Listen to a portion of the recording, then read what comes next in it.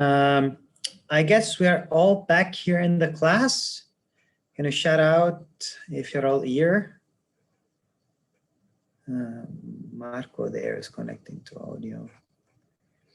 I guess Maria is there. Because everybody is, oh, thank you, Nicolo. We can start. Thanks, Mario. Okay, then Mario, sorry.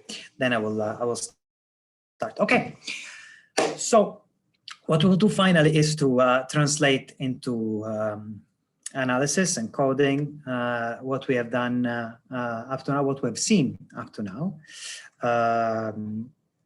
I will be the one sharing the screen initially, and same as before, Thomas will wrap it up on something that is maybe a bit more numerically interesting at this point in time, especially for some of you that wants to do simulations, for example, for INLA. But I will start with the general framework, trying to repeat exactly the same experiment that you have seen, at least in my talk.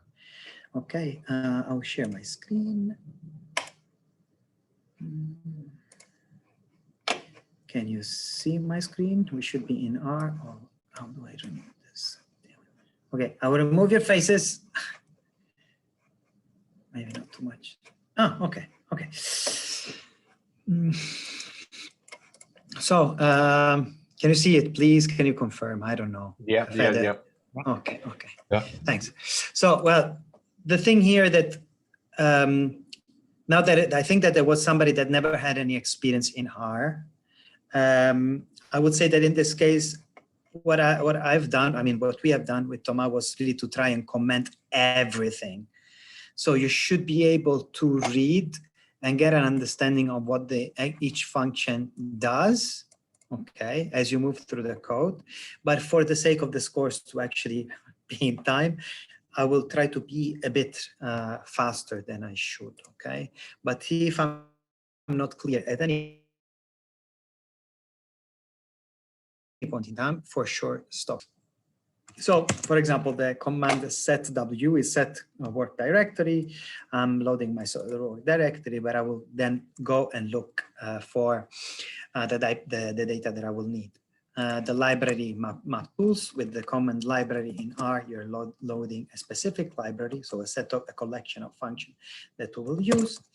And do you remember that I mentioned that in order for us to compute the latent spatial effect, we need to compute an adjacency structure. So the model needs to know which slope unit is adjacent to which. So this, in order to do this, we will do it actually here now in this bunch of lines. So in this one, I am loading through the function read shape spatial the slope unit file. It's a shape file for those that come from a GIS background. I hope I shouldn't say too much. For those that don't, the shape file is one of the most common vector-based format in spatial science. If we explore this object, you will see it's a spatial polygonal data frame. The data frame is an object in R, and it's a spatial type of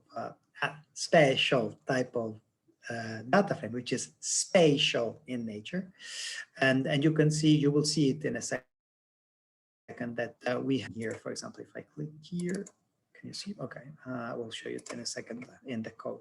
So it has certain a number of vectors in there. If I do the command adder, so this will show me the first 6 lines. Not smart of me. If I do unique of these, because it's a spatial structure. So what I was trying to do, that wasn't smart of me.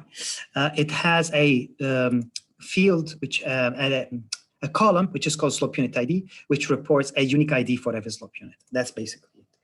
And by using the library SPDEP, I will be using the command neighbor to INLA, which is preparing to INLA a data structure that informs INLA of every adjacency link in between slope units. And this is the name of the file that we will save. It's in your folder already. and this is polygons to neighbor. And we will pass the first term, which is the slope unit. So it's the name we have assigned to our slope unit shapefile. It's equal to false. It's a command. I don't remember right now what it does. I'm sorry. Maybe Thomas can help me there if I remember. But basically what we're saying look at every slope unit ID separately and produce a TXT file called a G-agency graph, which tells me which slope unit is touching which. If I run it, please give me a second. Okay, it's gonna be here. And then what I can do, I saved it in the folder that we set up before. You see, to set work directory. And now I can name it, for example, by reading it again back in R, and I can do show it to me. So what happens, I hope that the numbers are not too small. I can try to enlarge them if you want in quickly, but basically you will have that we have a total of 169 slope units. This is a toy data set, of course. I had to play a little bit with the size of the matrix that we would use in order for this course to run within a reasonable amount of time, okay? So don't be too serious, but basically this is the same structure that you will have for much larger data that you would be working on. So for example, here, the slope unit 1 is touching slope unit 5, 2, 4, 35, 42, and 46. And of course, if slope unit 1 was touching slope unit 2, then slope unit 2 would be touching slope unit 1. So it's a matrix that is mirroring also 2 ways. And this is actually the structure. You can see it's from here to the bottom to the 169th slope unit. And it's informing of the adjacency structure, again, which we'll use later in the INLA call as we move forward. So now here I'm loading a bunch of packages. Here you will see that Thomas has noted for you a little bit of information how to run INLA in parallel. Maybe we'll touch base on this a bit later, because for this course, for sure, the total running time of INLA, in this case, of our GAM with a Log-Gaussian Cox Process will run for, I don't know, 10 seconds, I think, or 13 seconds. Here, what I'm doing is I'm going back to my problem, to a problem where we have, yes, the adjacent structure on one side, but we need to load our data matrix, a data matrix that I have previously prepared in GIS, okay? For example, if you want to see it here, and I do view of this thing, of my data. What happened is that we have X and Y's, which are the coordinate of the centroid of my pixels. And then we have the covariates here. And then at the end somewhere, we will have our the slope unit ID, which has the same slope unit ID for every pixel, of course, that it contains in it, and it will match the slope unit ID information that we had in the adjacency matrix that we just computed.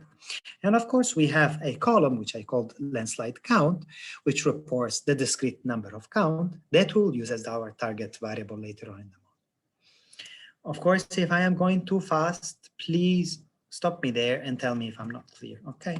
So sometimes as you pre-process your data in GIS, and you have missing data in GIS, depending on the system you use, GrassGIS, QGIS, ArcGIS, GVSig, SagaGIS, they all have their own natural coding for missing values.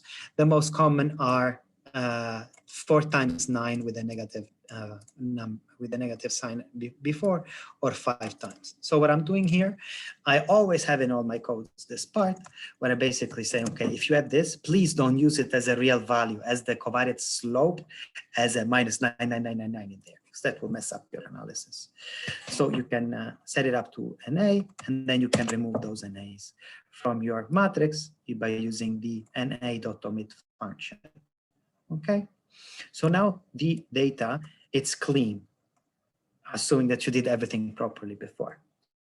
And what did I say before during the talk? So we are doing the same thing that I told you before. So I told you that one of the basic requirements of a decent pre-processing phase is for us to rescale the covariates, okay? In order for us to rescale them, we will scale them here with the function scale, which will rescale the data with mean 0 and unit variance. So we are centering the data at 0. So the mean will be at 0 and the variance will be bound at 1. So what I'm doing, I'm duplicating my data into an object called data scaled, which I will use to rescale all the covariates that I need. In fact, I will create an array of and a string essentially with a bunch of names which correspond to the names in my original data frame. So if I do names of my data, you will see that these names here will be the same names that you had in your, I'm sorry, I don't know how to remove these faces. Okay, well, they went there. So these names here are the same names here that I want to rescale because they were continuous covariates. Okay, of course, if it's a lithological information, which is categorical in nature, you don't want to rescale that because it cannot be treated with a mean 0, a unit variance. There is no mean of pear and apple. There is no mean of granite and calcareonites, for instance. So once I have created this, then I can simply use this this simple line where I'm saying, okay, look within the object data scale for every row, because I remind here for those that have no experience in R, that between squared brackets, we are basically subsetting our data. We're opening the box of our data frame, and to the left of the comma, it means you're referring to rows, and to the right side of the comma, you're referring to columns. So what we'll do, we will look within the data scale. We will consider all the rows, and we'll consider only columns which have been called here in this line before. And we will use the function apply, which is a very convenient function in R to replicate operations in 2 dimensions. So what we will do, we'll say, okay, please apply that again, sorry, to this data set again. So every row named and every row and only the columns are called like this within the object data scale. And we will operate the function apply over the columns. If it would be over the rows, this will be a 1, but we want to operate over the columns, so this will be a 2. And please use the function scale, which again will subtract the mean from every vector and divide it by the variance, by the standard deviation, sorry.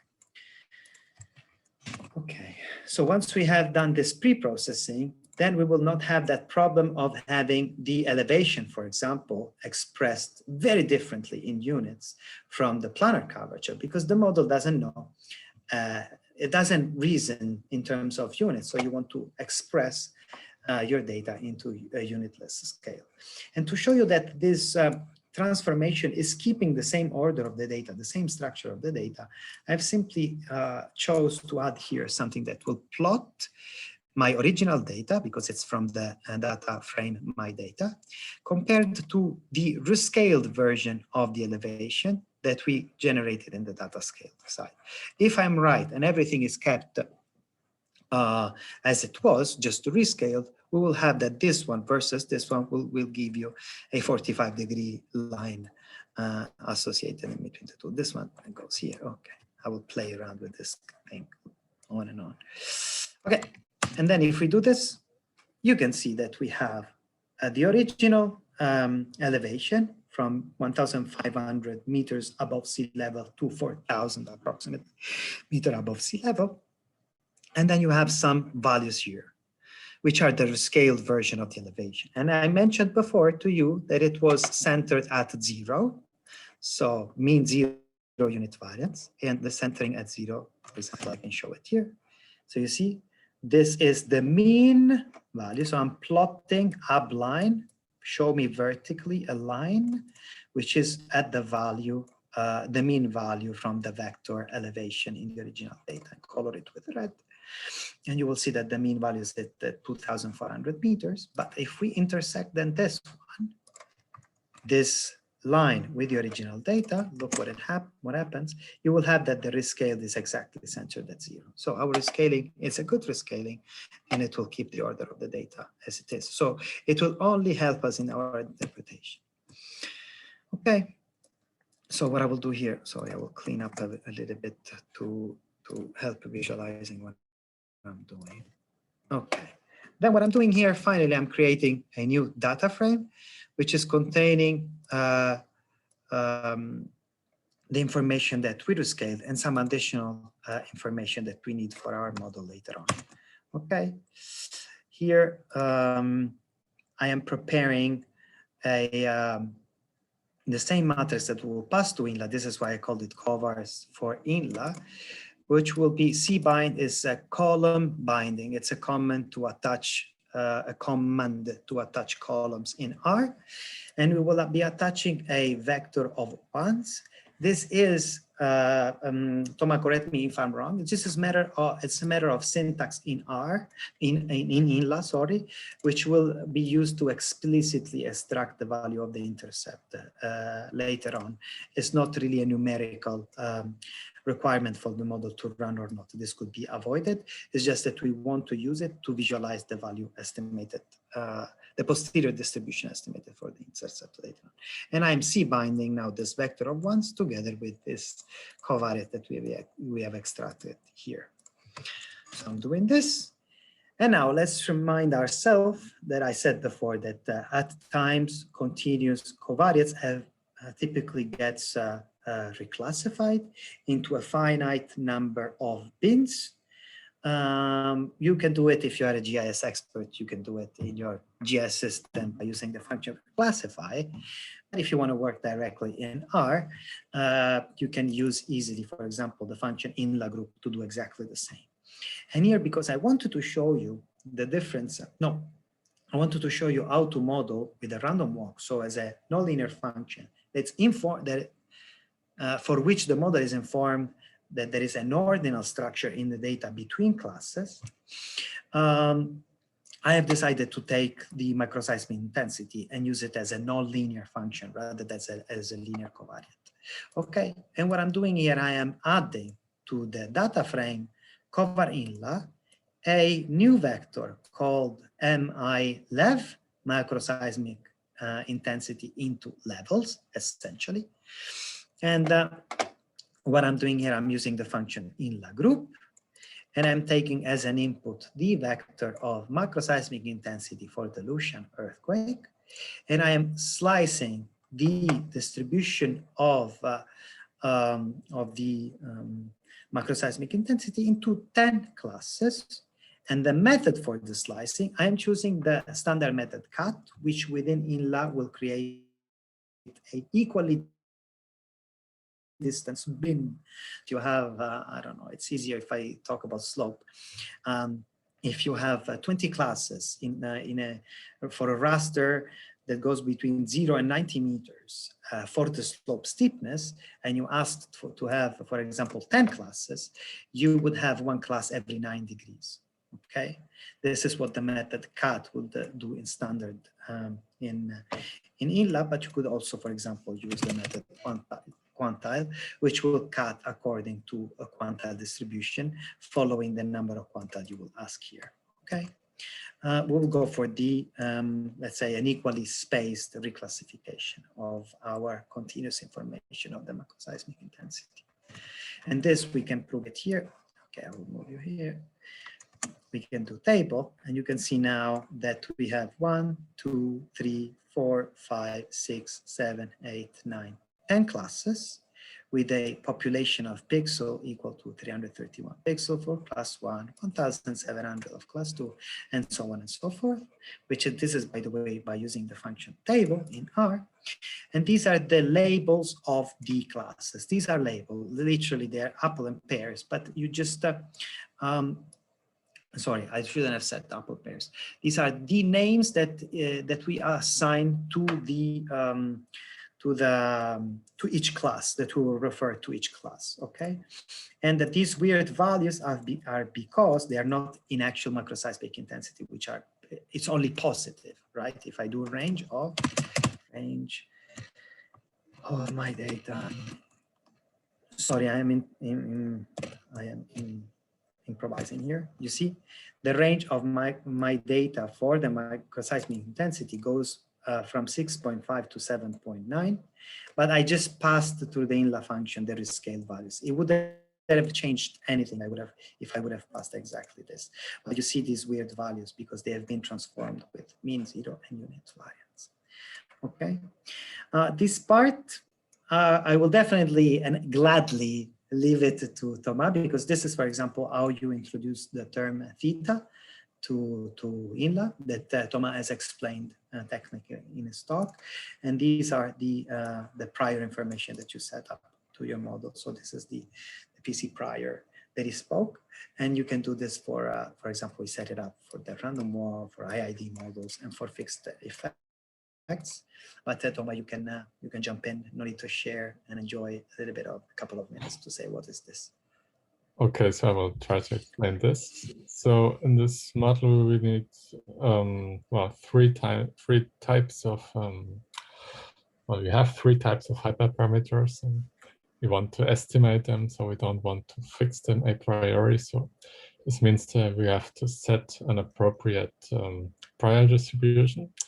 So we have these random walk components or component. So for this, we have a precision, a variance parameter that we have to set.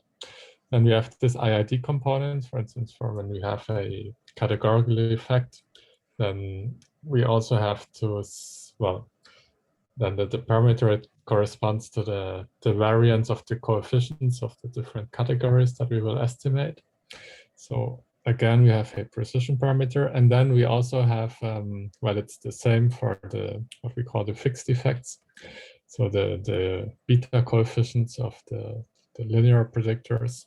So for these also we have to, well, to set the prior variability. So so how do we do this?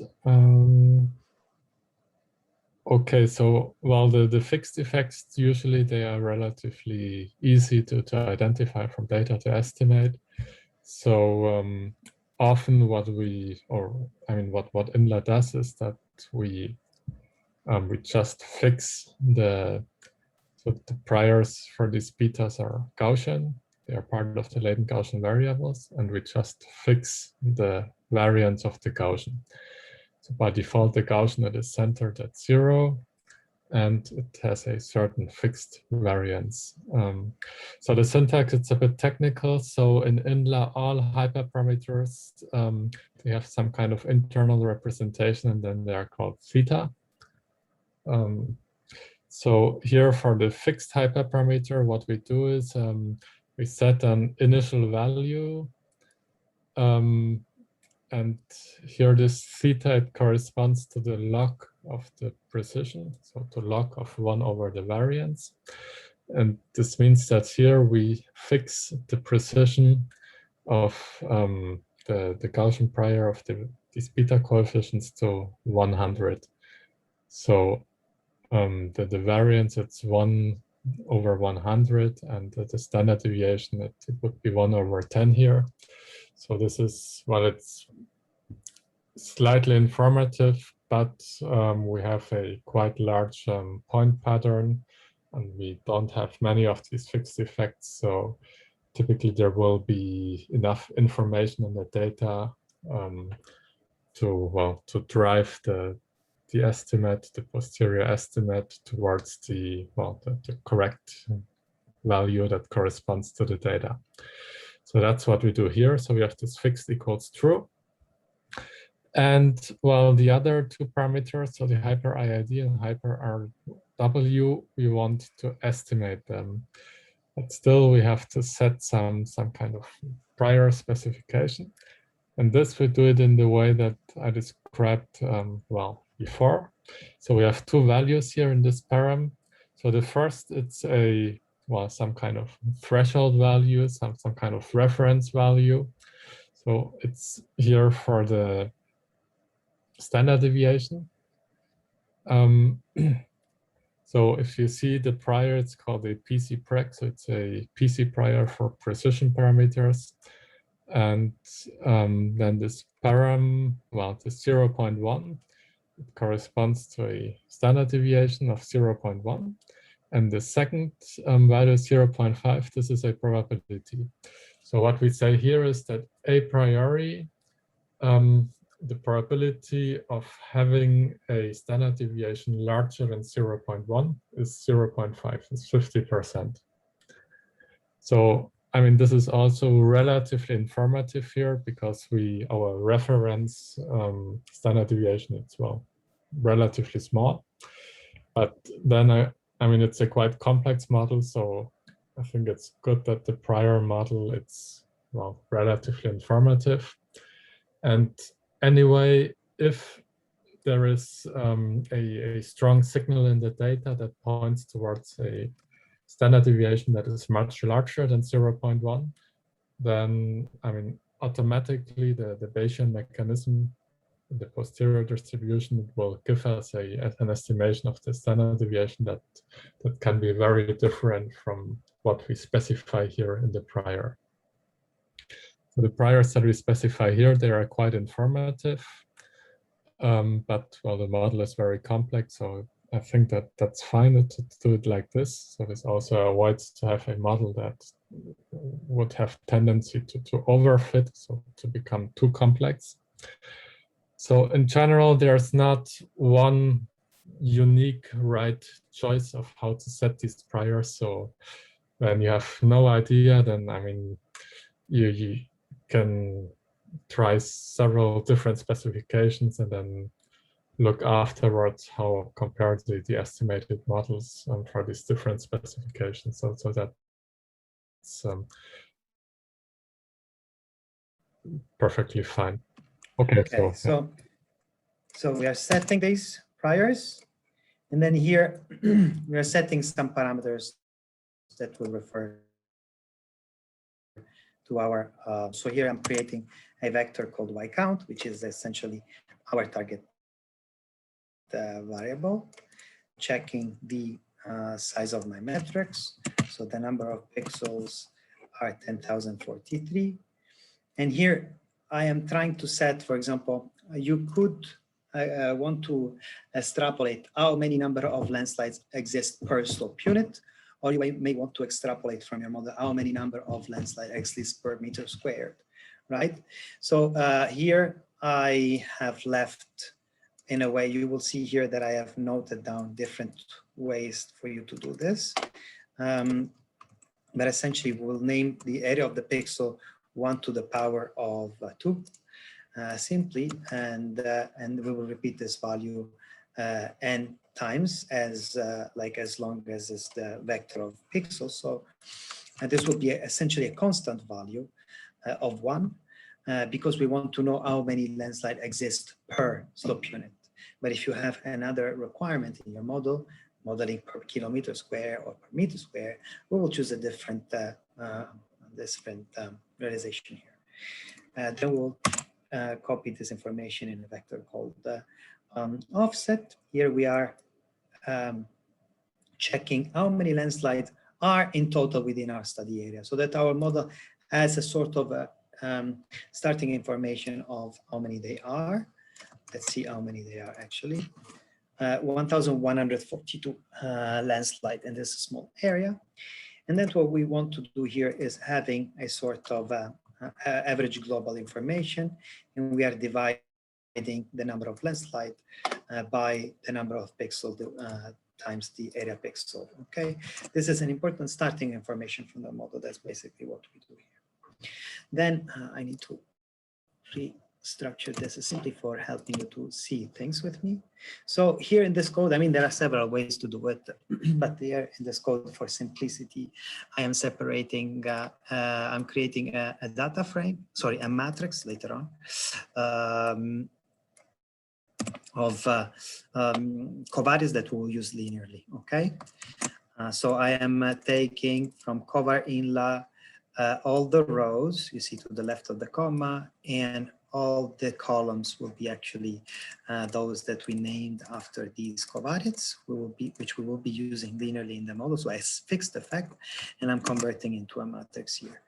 And instead, all the ancillary information that will be used later on in the model, I'm dumping it in a data frame instead of a matrix here, where we are putting the target variable, y, the intercept equal to 1 that I mentioned before, the lithology, because we don't want to use it as a linear effect, as a fixed effect, but rather this is an IID model will be used to model this one. Then we will have, for example, the random walk, which will be used to model the macroseismic intensity, which is sliced into 10 classes before. And here I'm also pasting a vector called the slope unit ID, which will be essentially the names of the slope unit, because the latent spatial effect will be computed by knowing which slope unit is adjacent to which. So we need to have a reference structure where we have a unique ID for every slope unit that matches the, the adjacency matrix that we built before, okay? So once we have created this one, then we can simply decide what do we want to model and how do we want to model, okay? So we need to define, as many of you, if you have had any experience in R, we need to create our own formula for our model. And here we have a Y. So this is the Y that we're actually showing here. So it will be equal to the Y count, okay? Let's see quickly, table for Y dot count. So we have 9,000 pixels, which have no landslides. And then we have 901 with one landslide, 101 with two landslides falling inside it, 10 pixels with 3 landslides, and then 4 and 5 cases with 1 landslide. Sorry, 1 case only with 4 and 5 landslides falling into a given pixel. Can I ask a question on that? Is it Federico? Yeah, whoever you are, you can ask, yes. Yeah, it's Federico. Fede, yes, you are.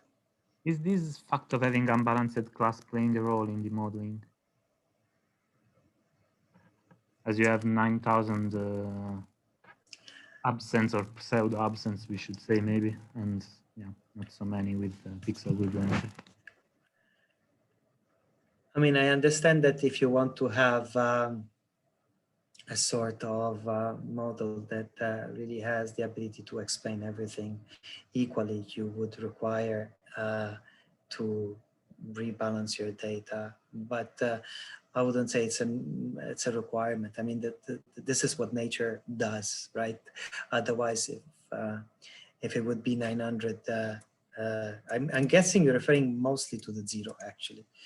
But if you have a 900, I mean, you can choose to balance them, but I would say that I would keep it this way. I would keep it unbalanced. Actually, are there any requirement, Thomas, to keep it this way?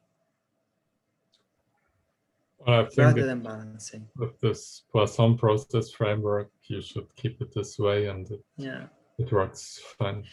So what I think you're referring to, for example, Fed, it's because you're talking about a traditional 0-1 situation. And then, for example, if you have a very large number of zeros and a very small number of ones, you have your probability distribution, which is all skewed to one side, right? And for example, you want to have a much more centered distribution of your probability, centered at 0.5 for whatever requirement or reason at that point. But I think that keeping it this way is really informing of what. Does it answer? Would you accept it as a go? So here, here this -1 and the intercept are just let's say syntax. They're not really let's say computational requirement. That these are all just for us to access the information on the intercept within the model.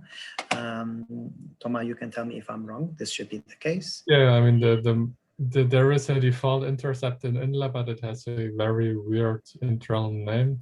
So that's why we define our own intercept, and then we can choose whatever name we want to give it. So intercept or beta 0 or whatever. So here the -1, it removes the default intercept and then adds the intercept that we have defined before. Thanks for the support. And then we are passing to this model, so that explains the distribution of counts by having a global intercept and a bunch of covariates which are used linearly. So that's fixed effect. This was the matrix of fixed effects, plus a couple, so two nonlinear functions. One nonlinear function is, I apologize, is the lithology, which we will model with an IID model. An IID model, again, will model separately every class. So the estimate of one class will not have any repercussion on the estimation of the other class. And here, for example, we have instead a function for macroseismic intensity into levels, into classes. And in this case, because the original properties was at an ordinal structure inside, we want to keep that. And so we use a random walk, as I mentioned before, okay? I don't know if, Thomas, you want to comment on constrained it's equal to true, scale model it's equal to true, and actually this diagonal, which is a stabilizer. Would you like to go? Yeah, I mean, the constraint, it's there automatically, so you don't even have to specify this. And the random walk, by default, it's,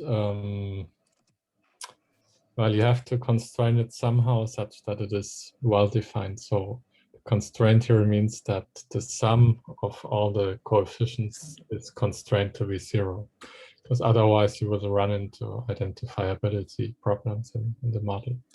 In the scaling, it's just how we want to interpret the parameter that we estimate, the hyperparameter. So it could be either the variance of the little jumps from the value of one class to the value of the neighbor classes, or it could be the overall marginal variance that we have when we pull together all the classes. And well, usually people find it easier to interpret this marginal variance, so this overall variance when you look at all the coefficients together. And if you want to have it like this, you put scale dot model equals true. And the diagonal, I mean, here I don't think we need it. That's just a numerical trick in INLA if you want to, to stabilize some of these matrix computations. I mean, it adds some tiny, noise or somewhere when doing the computations and to make things more stable. So if we declare this formula, then we can finally pass it to the INLA call. So here I'm creating my model for Lucian. So Lucian is the earthquake for which we're modeling their landslides, with a macroseismic intensity only, because we will then do one where we remove the macroseismic intensity and we'll place the latest spatial effect.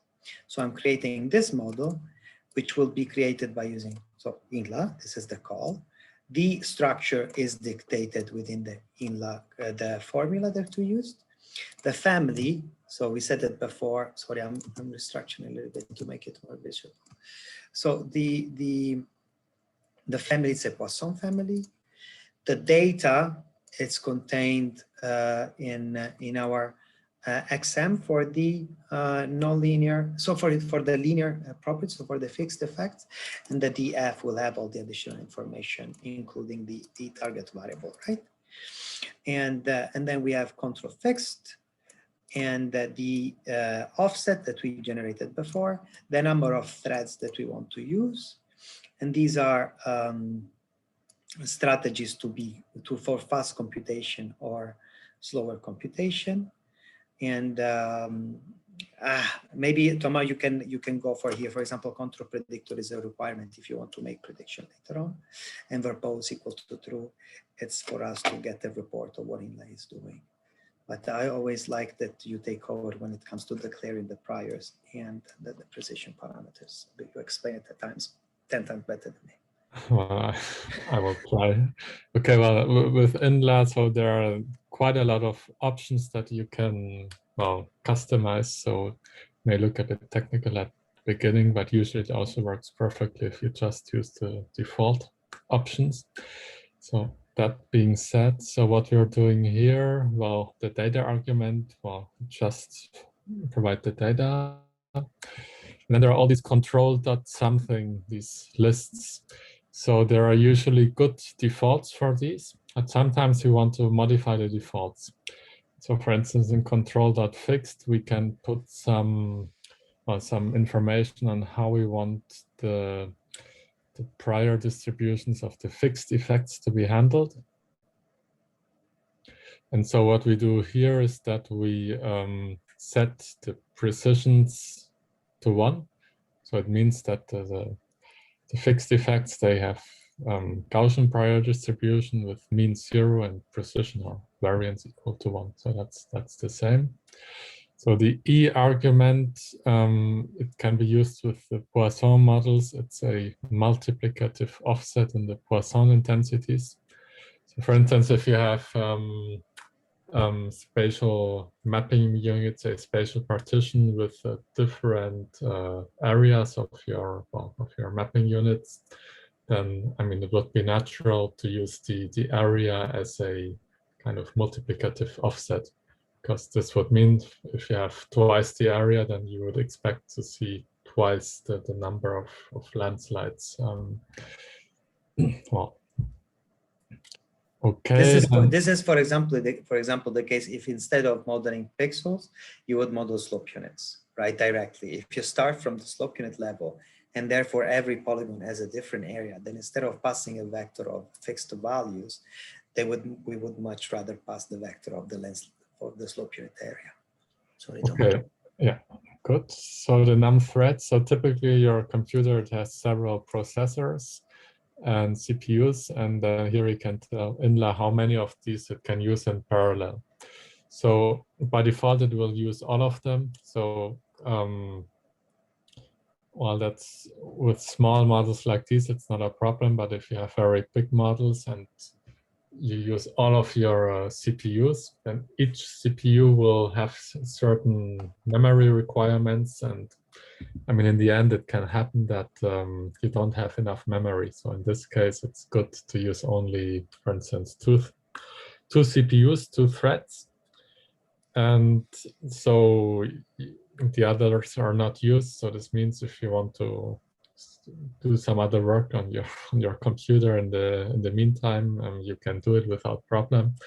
And it also means that when you have a very big model, so for instance, with hundreds of thousands of observations, then INLA will not crash and INLA will not eat up all the memory that you have in your computer. Okay, then control INLA. I mean, these are options that are related to how the Laplace approximations are done. So, I mean, here we don't have time to explain details, but there are many papers about INLA where this is explained. So this EB is essentially the fastest option here. Control mode, that allows you to give initial values for the hyperparameters. If you already have a good idea of initial values for hyperparameters, or if you have already done some estimations before that give you some good values for hyperparameters, then you can provide them in this theta argument. And the restart equals true. It just means that INLA will start from these initial values, but then will optimize the hyperparameters, so it will it will not consider them as fixed here. And by the way, the my init here, it's empty, it's null, so we don't have any initial values here. Sorry. Okay, and then I think we have the control predictor. So inside this list, you can tell INLA, for instance, what things to compute or not to compute. And while this link equals 1, it's a bit weird, but well, whenever you, I mean, you need it when you, for instance, in cross-validation or when you do predictions. So when you set some of your counts to NA, and then you want to predict them. So for instance, for cross-validation, or when you have an, I don't know, some area where you want to predict, but you don't have data. And the link, it ensures that INLA uses the correct link function. Because with the Poisson family, we have the logarithmic link function. And link equals 1, it tells INLA that questions for, well, to make where the observations are not available, are missing, then just use the same link functions as that for the, I mean, for the other observations. So it's, I mean, it's usually, it's good to always put this link equals 1 inside. And well, if you put where both equals true, then INLA will give you a lot of diagnostic information. But if you've never seen INLA work, then it's this diagnostic information may be quite confusing. So you can also put the word both to false. You will see what it does in a second. Okay, it's too fast to really pay attention to what it does. But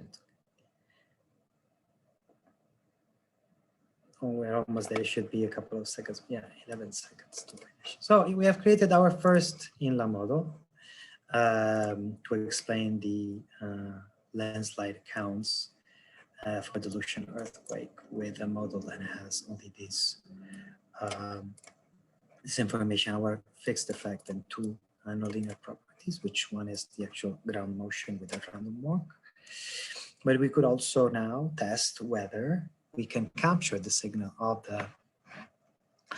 the earthquake in the residual of the model by removing the ground motion signal itself.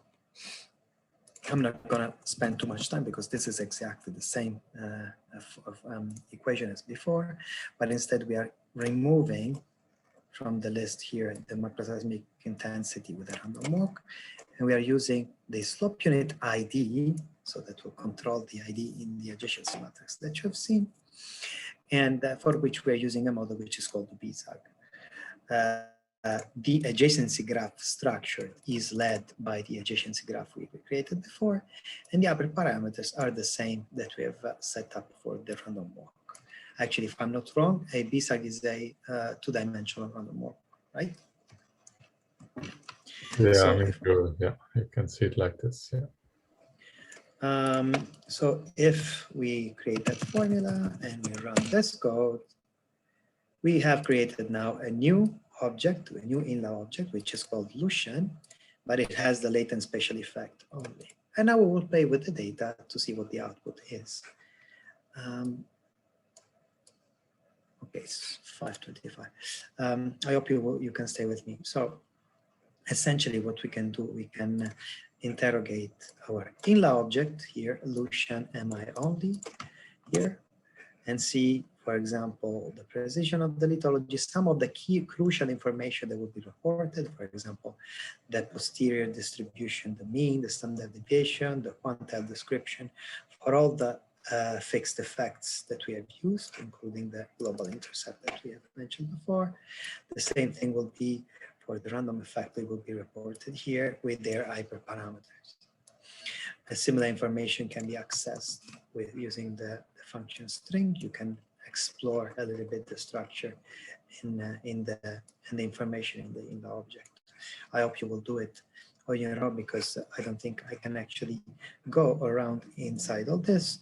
But the main thing that I would like to see with you is actually how to extract crucial information, at least from the geomorphological perspective. So a way to extract the regression, the distribution of regression coefficients for the fixed effects, so for the linear covariates, you can just, let's do it together here. I do dollar. This is a list of a list of a list. It's a quite complex and nested list in R. Let's say the output of an INLA function. And we can go here, you see summary fixed.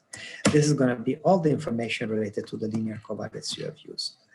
So if I now remove this noisy thing, you can actually explore it here. It will be reported here. I'm sorry, I need to clamp this to make it a bit nicer to be seen. Maybe I can do this. Okay, and then we will have here the summary of all the fixed effects.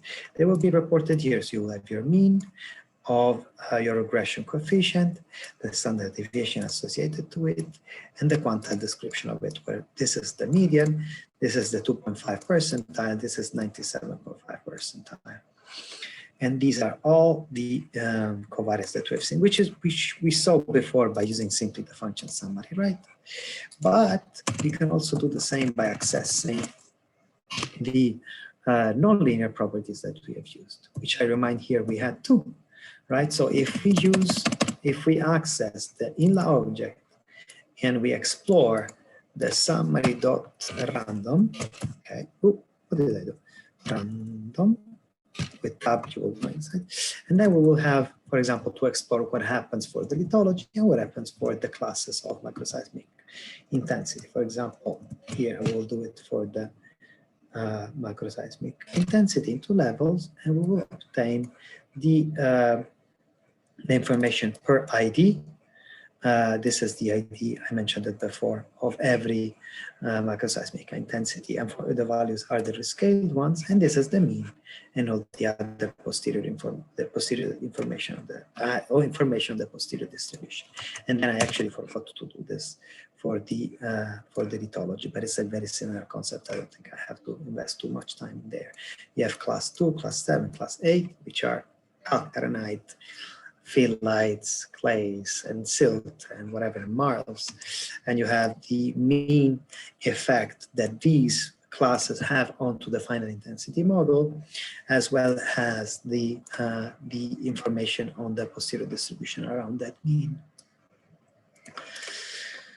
Okay, a way now to extract, to extract the information on the intensity that we have generated is by, again, for example, opening the INLA object with the tab, and then we do summary fitted values, and we can see that this in this object now, we will have only information on our intensity estimate per pixel. Okay, so I already run this, and here we can see, maybe I can drag this up. Am I going too rapidly or too slow? You can tell me, I will adjust. This is important for me to not lose everyone, okay? So with the command head, so we will explore the first 6 lines, the first 6 rows, or the object we have just created. And I did it here to let you understand what we have extracted. So we have extracted now all the fit intensity values for the model MI only, and these are the actual intensity values and the distribution of these intensities. We did it for the pixel 1, pixel 2, pixel 3, 4, 5, and this is actually not the name of the specific pixel, but it's the order of appearance within your data frame or matrix structure, okay? And then you will have a posterior mean value. So the intensity associated to the pixel number 1 is 0.10. Then for pixel 2, it's 13, 12, 12, 13, 13. And these will be, again, the characteristics of the posterior distribution, okay? So your standard deviation and your quantile description of that distribution, okay? But you can do something quite quick, which I do most of the time. I don't do any exploration. Immediately, I do a visualization of the INLA output, which is simply calling the basic function plot and be following it with the name of the INLA object. If you do this, okay. R doesn't like that my plotting space is quite small. Okay, let's say that INLA is a universe. It's a way of doing statistics. So some of the basic plots that you will obtain, they are not of interest for us specifically. We would have other ways to explore whether they're interesting or not, okay? But what I would like you to take a look at is here. So this is the precision for the lithology and for the MI lab. But this is actually the, now you are seeing the random walk or the nonlinear function associated to the macroseismic intensity. And on the x-axis, you see these weird values because I remind you all that we reclassified the riscate values. But basically what you have here is that you have an increasing trend. It's approximately linear, I would say, if I have to be quite honest with you. So we may have used the macroseismic intensity as a fixed effect and not have lost too much of explanatory power. But this is a class where we are toying with the data, so don't take it too serious. And essentially you see that there is a,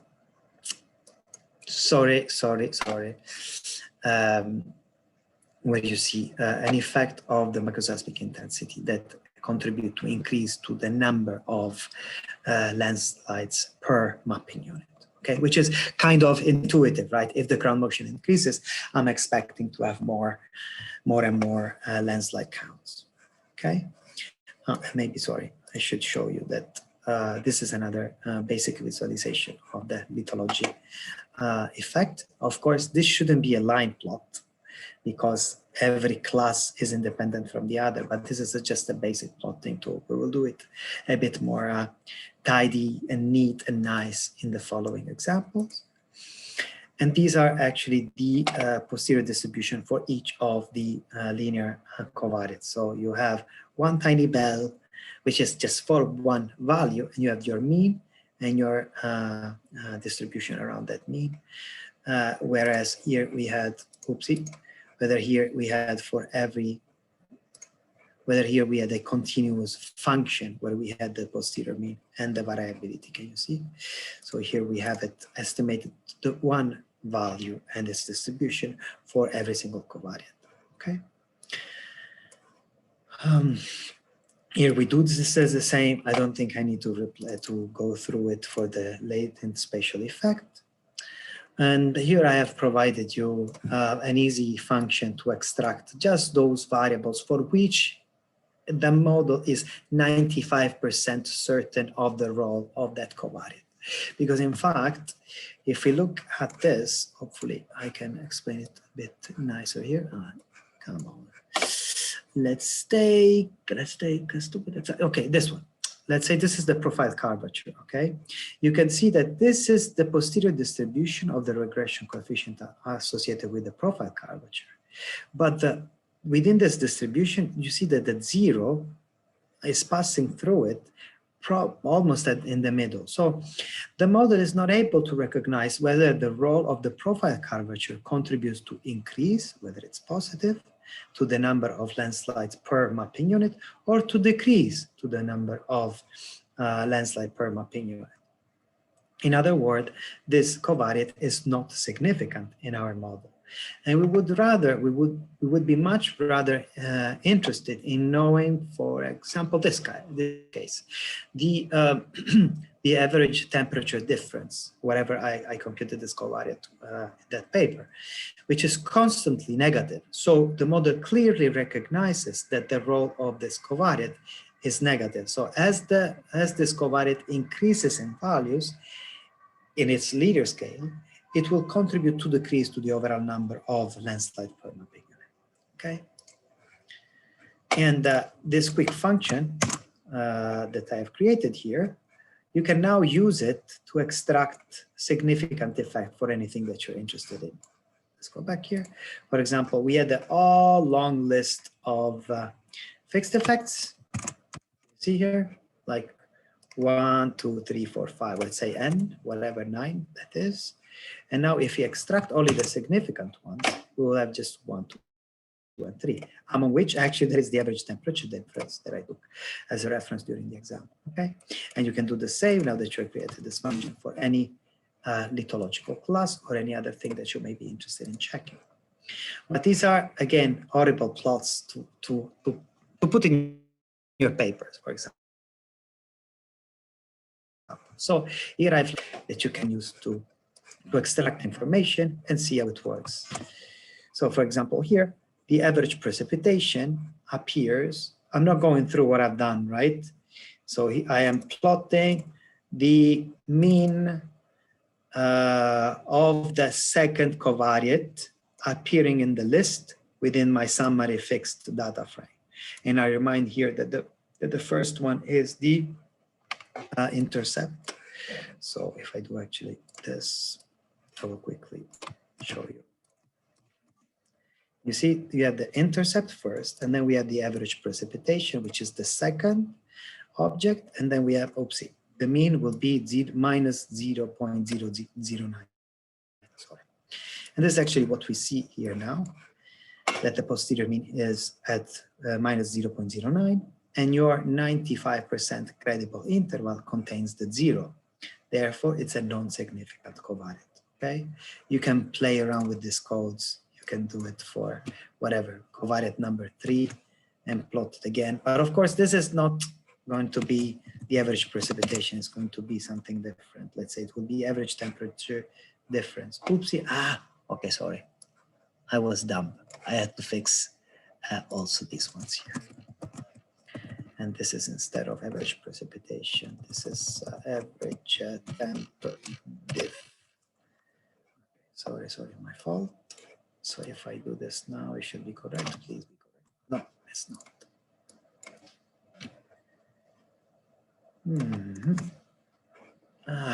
Okay, I had to fix also this one. I should never improvise. But basically what you see here is that the distribution of the posterior regression coefficients estimated for the average temperature difference is significant and negative, as you can see here. Where did I do the mistake? Okay, let's do it again so that at least it looks like I'm doing something decent. There you go. Okay, so and you can play around there. But if you want to plot them all, like I showed you in the presentation, you can use, for example, the command parmfro is equal to, which would basically sort in a matrix structure all the plots that we will generate. So 2 rows, 4 columns, and we can select everything, and you will obtain something like this. Ooh, let's take a look at it. Okay, you can directly put it, copy paste them in your paper essentially so later on. And if you want, you can do the same for nonlinear covariates. Here shown, okay. I have added also the name because I had a file where I had the name of the lithologies. And you can do it also for the, I'm creating now a label with the correct macroseismic intensities. And you can do it, oopsie, here. For the macroseismic intensity, it's the same thing as before. I have just generated a nicer plot that you can use by yourself. Okay, so I guess that this is already a bit late, and I'm sorry for that. I will not show you how to do cross-validation and how to validate your model. You can easily run this code. Everything is linked nicely. It will work 100 million%. And I would rather leave the floor to Thomas because we thought about showing something a bit cooler than how to measure performance, for example. And Thomas will show you how to do simulations within INLA. Yeah, and actually with this, my part is almost done, if not done. So I hope you enjoyed it. I hope you liked the idea. And yeah, I will leave the floor to Thomas. I guess I will stop sharing, and Thomas, you can take over, okay? Okay, yeah.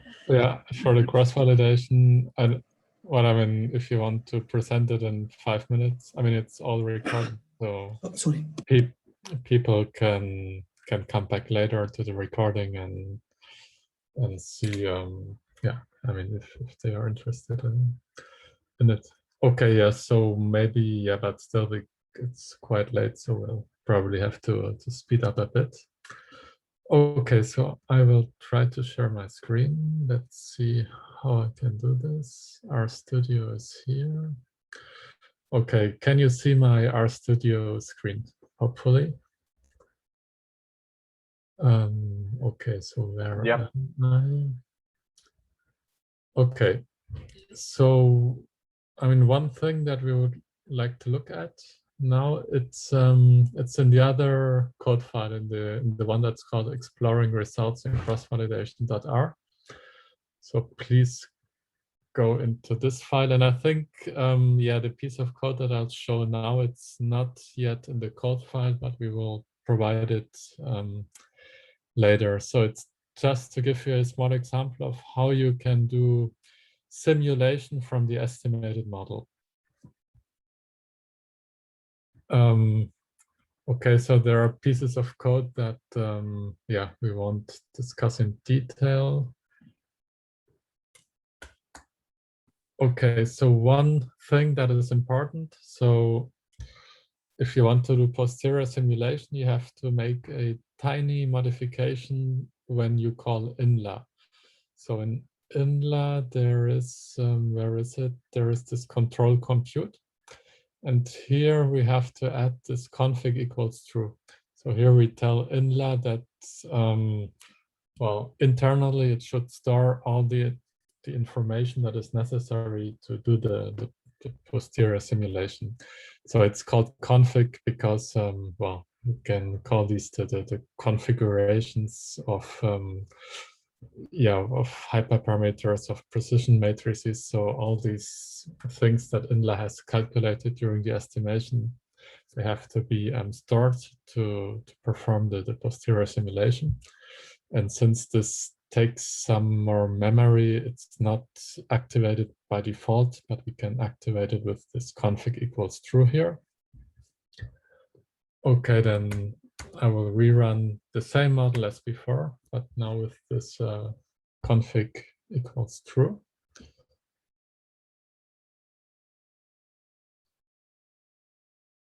Okay, this should take 10 seconds maybe. Okay, and then I will show how we can do simulation from the posterior model. So here we tell it that we want to have 100 samples. So we will get 100 simulations of each of these latent Gaussian parameters. So 100 values for the intercept, 100 values for the, yeah, the fixed effect coefficient of, well, I don't remember which one. 100 values for each of the, well, the coefficients that appears in this random walk function. And well, these 100 values, they will be different because we still have uncertainty in our posterior model, so in our estimation, we're in a Bayesian setting. So that's why we will get 100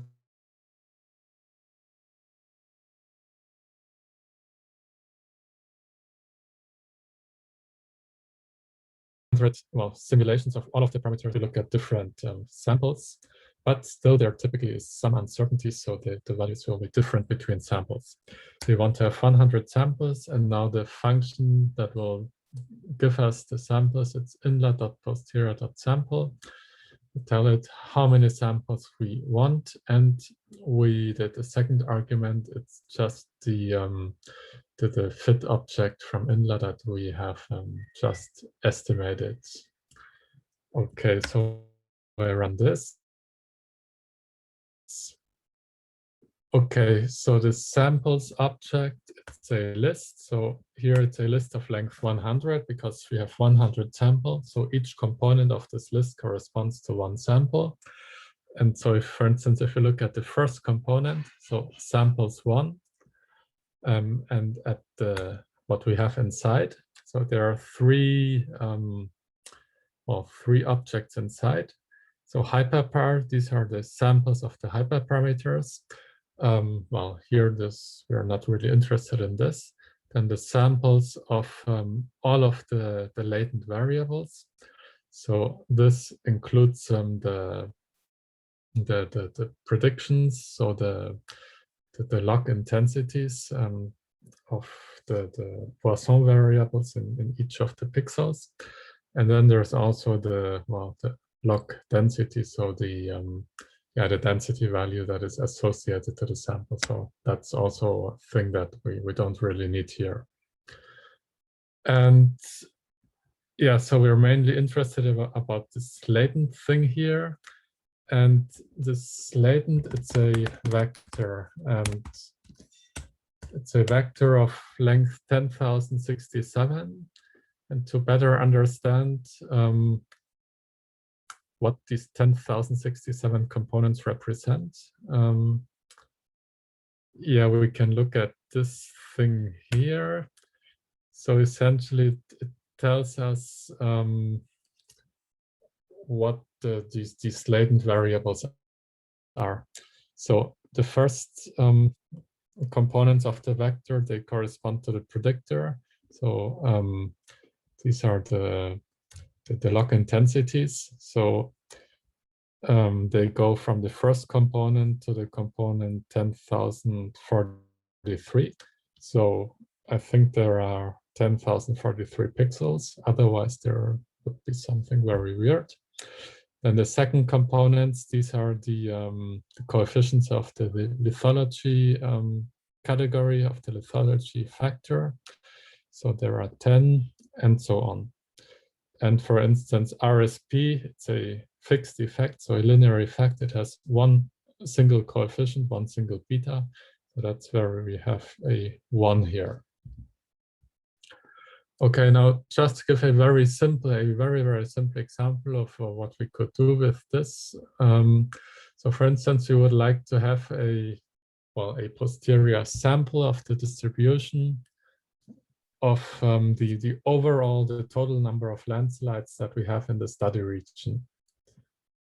So for instance, this could be interesting to know if we had another landslide event where the landslides had been generated in under exactly the same conditions as the ones that we had observed.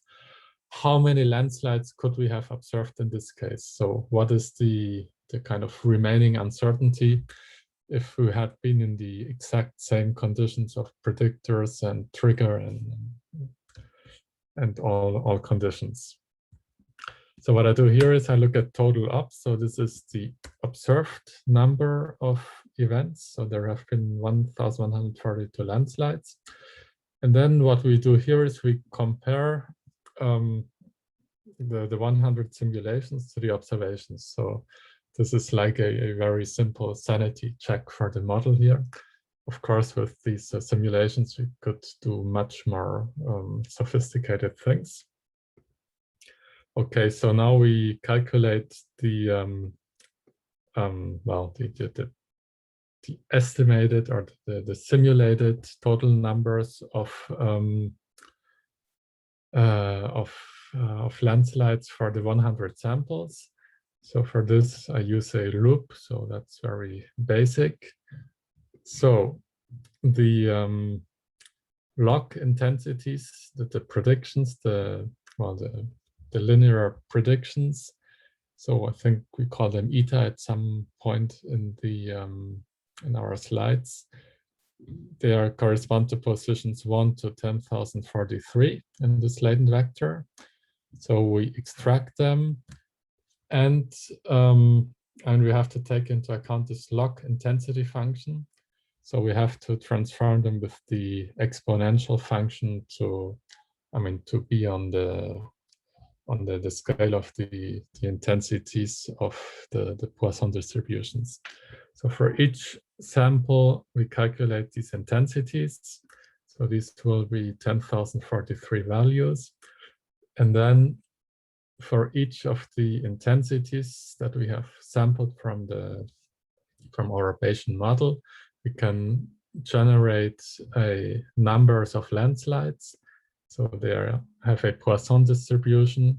with the Poisson intensity lambda corresponding to the simulated intensities.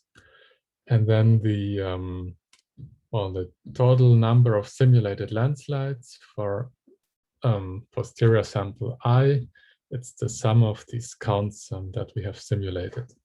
Okay, so I will run this thing now. And well, for instance, then we could do, so I have the same problem as Luigi. Still, that's not good.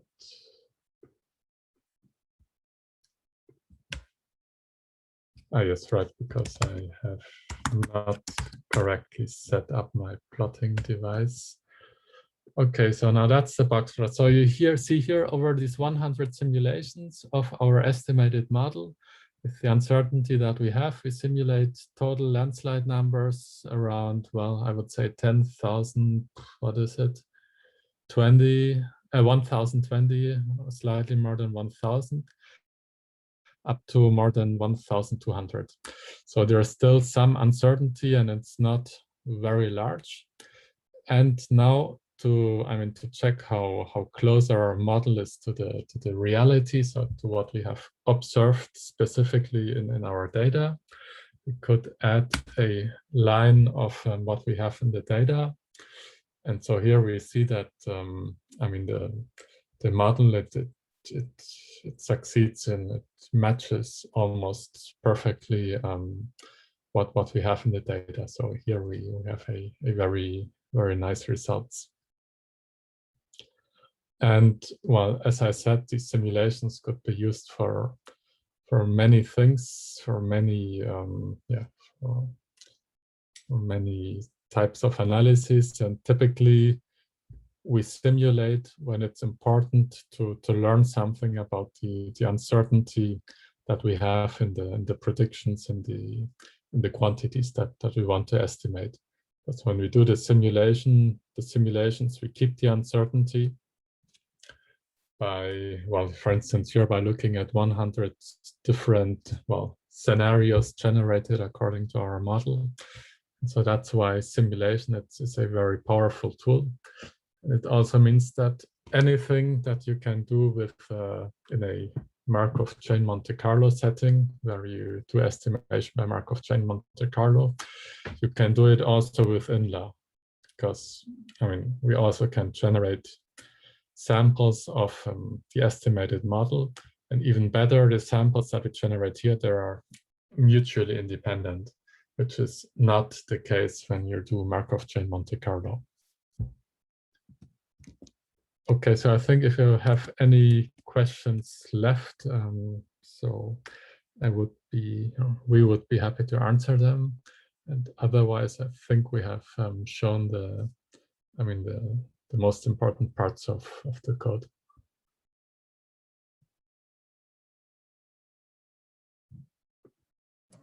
Maybe you can stop sharing, Thomas. We go back to see. Yes, right, because I can't see anyone. Yeah, it's better now. Okay, I don't know if there is any question about this part or about the presentation we see in the first part of the afternoon. Feel free to ask. Otherwise, in any case, what I want to say is just that via the WOVA platform, so during the conference, you will have the opportunity to ask your question to Luigi and Thomas. So Sure. to do that in the next days. And if you don't want to add anything else, Luigi or Thomas, we can close the afternoon. Yeah, we can. We are here to answer to your questions. If you're interested, please contact us. You have our emails. Yeah, I hope it was interesting. I hope it was fun. And it's a pity to not be all together in the same room. So hopefully next time we will be able to do that. I just want to thank you once again for taking the time of organizing this short course. It's not easy to organize that. And thank you also for sharing your code, which is very important for these kind of applications. Once again, over the next days, feel free to ask questions to both our speakers. And if there is no other question, we can just close this session. And I suppose I'll see you all tomorrow for the conference. Sure. Have a great day to everyone. Enjoy. Ciao. Bye. Yeah. Yeah. Thank you. Bye. Bye. Thank you. Bye, Rishikesh. Bye, Thomas. Bye. Ciao, Yeah, Fede. Bye, Thomas. Bye. Ciao, Maria. See you to everyone. Ciao, Letizia. Bye, everyone. Thank you very much. Bye, Uriel. And Bye, actually, thank